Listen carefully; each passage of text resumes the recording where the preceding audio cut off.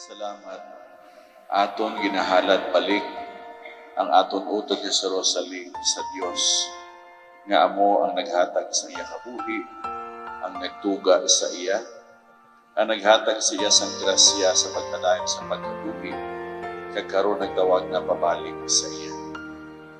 Ang tawhanon nga kabuhi tungod sa realidad sa kamatayon nagapahayag nga ini umalagi lamang sa sining kalibutan. Kita tanan nagaagi lamang diri. Ini nagapahanumdum sa aton nga hindi among aton matutuod nga puluyan. Ang aton puluyan amo ang Dios kung sa kaysa diin kita nagikan kag kung sa diin man kita magapadulong. Apang samtang kita nagakabuhi sa sining kalibutan, kita ginapahanumdum nga kita may mga kahigayunan nga iaman ang aton kaugalingon, agud aton masanto ang aton kabuhi padulong sa aton pagkakantuan.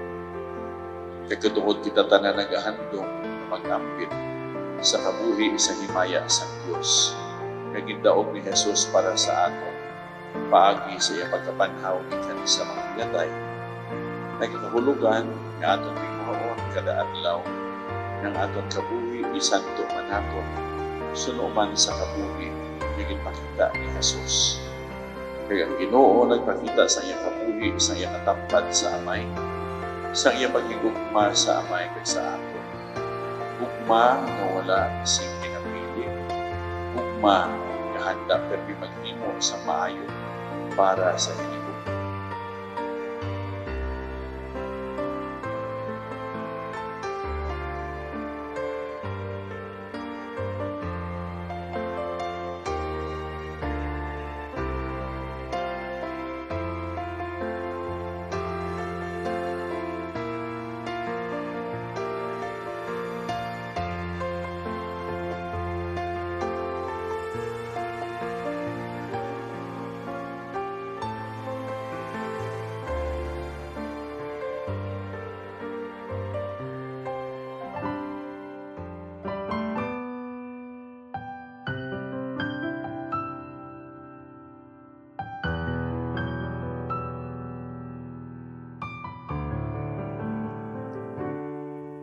May hihigit pa ba sa isang katulad mo? Inang mapagmahal na totoo.